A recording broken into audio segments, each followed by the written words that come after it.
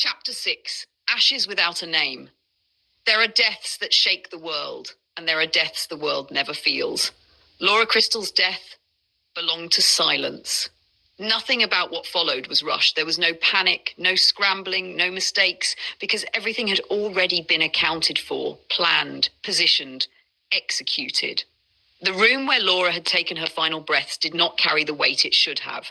No chaos marked it, no visible struggle remained, no trace that a life, full of love, promise and trust, had just been taken, only stillness, controlled, deliberate, as if the space itself had been trained to forget.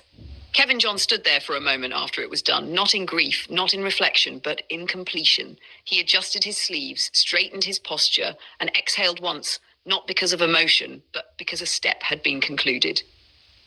The door opened. Dr. David Allison entered first. Behind him, Tracy. Neither of them hesitated. Neither of them looked shocked. They looked aligned. "It's finished?" Tracy asked. Kevin nodded once. "Yes." There was no moment of silence for Laura, no acknowledgement of the life that had just been erased, because to them she was no longer a person. She was a problem that had been solved. Dr. Allison moved forward with clinical precision. His eyes assessed the room, not emotionally, but professionally. "Timing is important now," he said. Kevin stepped aside. "I understand. What followed did not resemble anything humane. It resembled procedure, a continuation, an extension of the plan that had begun long before Laura ever arrived. The body that once carried life, that once held two beating hearts within it, was now reduced to something else entirely. Handled, moved, prepared. Not with care, but with purpose. Tracy watched, not closely, not distantly, just present, her expression unchanged, because for her, this was not a tragedy. It was an arrival. "Where are they?" Kevin asked quietly. Tracy's lips curved slightly. "Safe," she said. "The girls are perfect." A pause. Then, "They're ours now." Kevin nodded. No emotion, no hesitation, only acceptance, because that had always been the goal.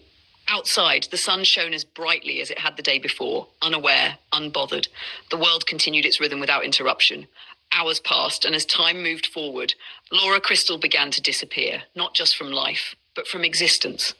The cremation was arranged quickly, quietly, with the kind of efficiency that only comes from influence and preparation.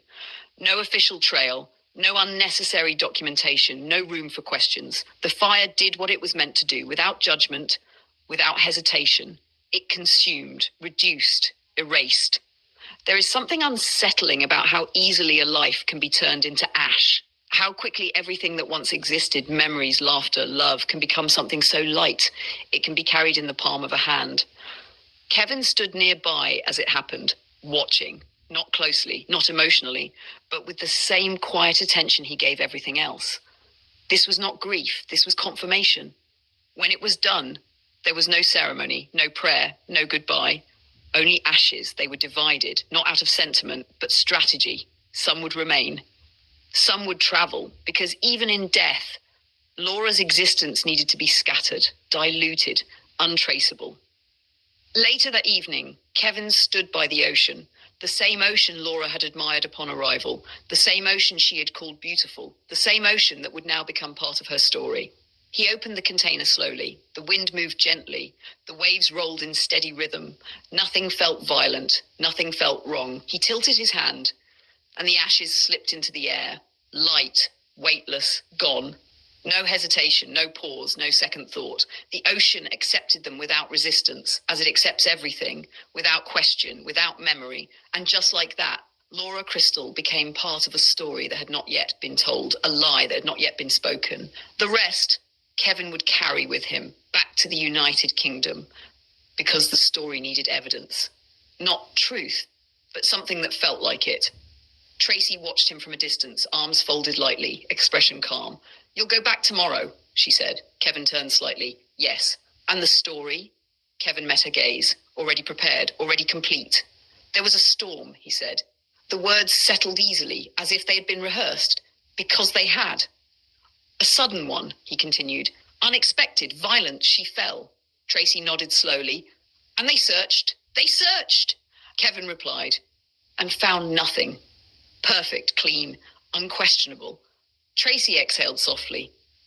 "It's done then."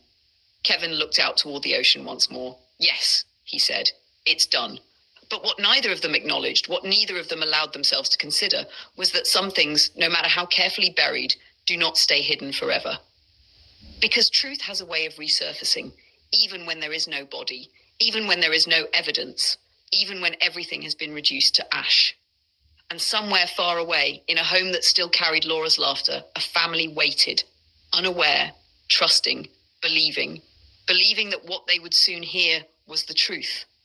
But it wasn't. It was a story, a carefully constructed lie, delivered by a man who had perfected the art of being believed.